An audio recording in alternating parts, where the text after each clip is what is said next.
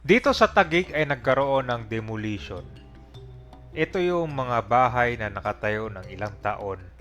At higit sa lahat, hindi lang itong mga bahay. May mga pangnegosyo din, mga gusali. Tinan mo naman, no? Abot pa ng 4 na palapag yan.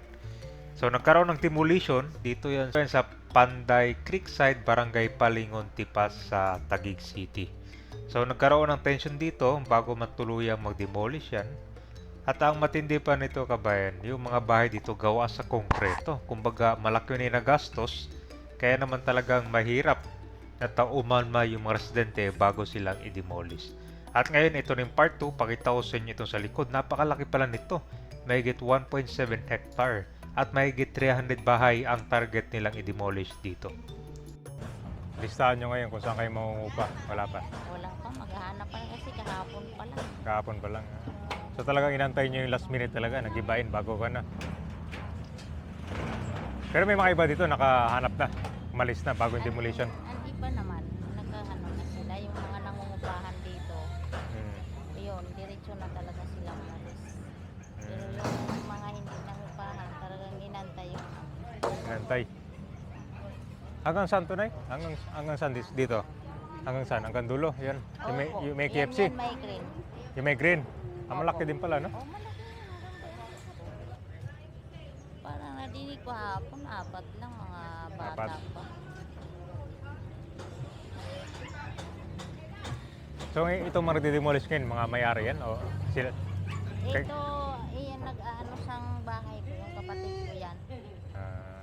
Sa kanto, Panday Creek, sa Taguig City.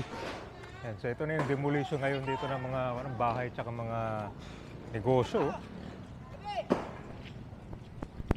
So ang matindi pala nito kabayan, talagang literal na malaki yung gastos sila dito kasi may mga commercial, no? Hindi lang mga bahay.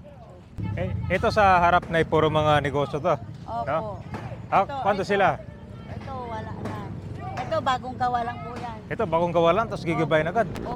Kaya bukas na sila araw-araw. Itong mga negosyo dito. Araw-araw to bukas. Oo, nag-uupa lang sila eh. Nangungupa lang. Opo.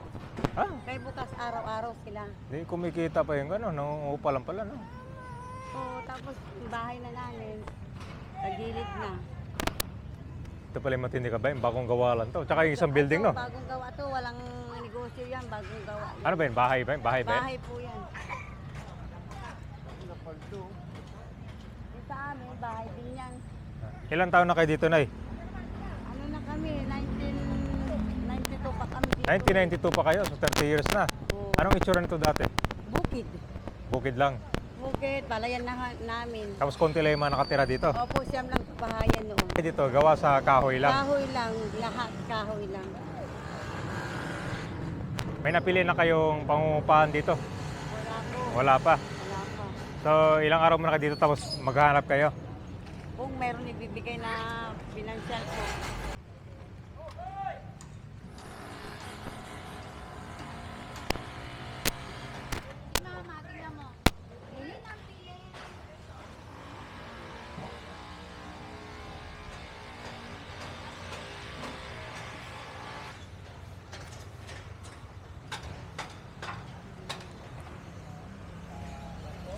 Sumama pala ito guys, yung natin sa likod. Harap lang to na hardware dito.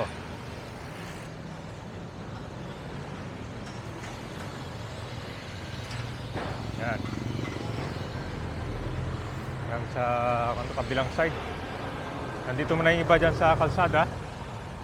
Temporary mo na ginawang two-way.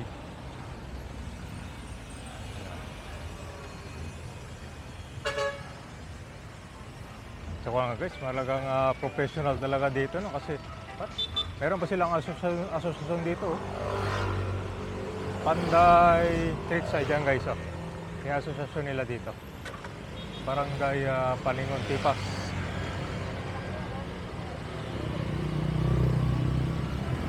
May creek din pala dito.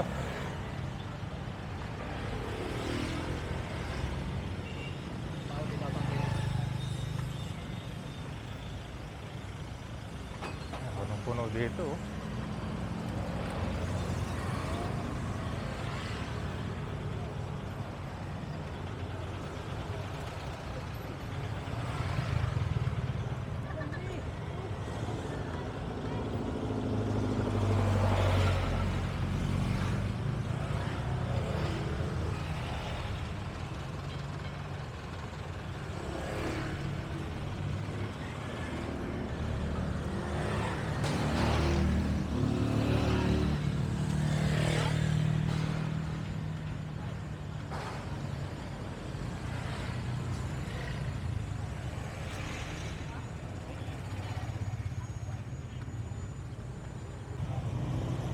Ayun guys, so ito yung kasama sa likod pala.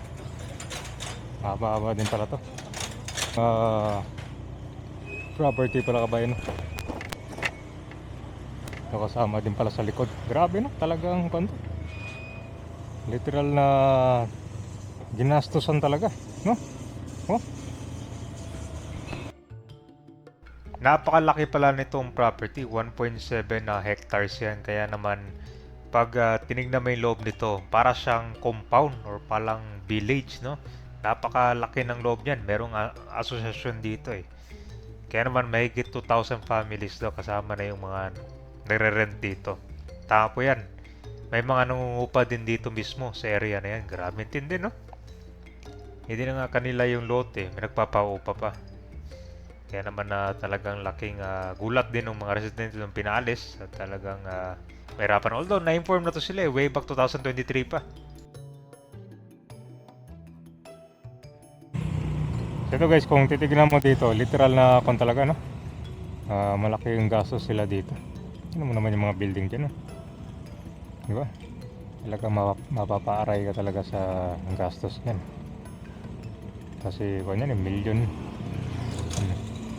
Kapag dumaan ka dito, hindi mo mapapansin na private pala siya. Hindi mo mahalata na squatter area eh. No? So yun yung sabi nila kung professional squatter daw. Kasi hindi naman gawa sa mga matibay na gamit.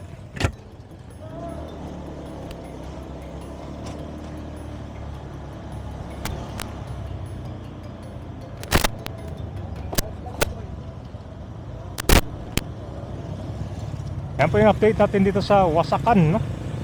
Grabe. Maraming nagsabi to or nanginayang, no?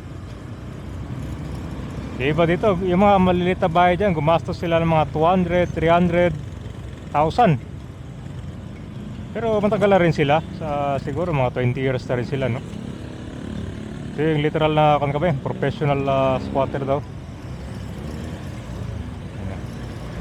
Glass na aluminum. Building na yan, no? Glass in aluminum. Ito kakagawa lang yan, no? Pero gigibayan agad. Itong bahay, itong taas naman mukhang gagawin ko ba to parang kwarto siguro, bahay, no? Itong mga maliliit naman puro mga bahay lang yan, no?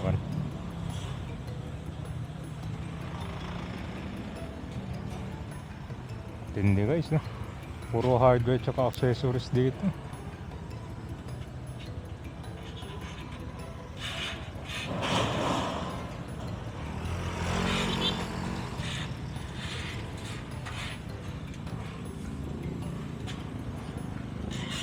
Temporary, nandito mo na yung mga gamit nila.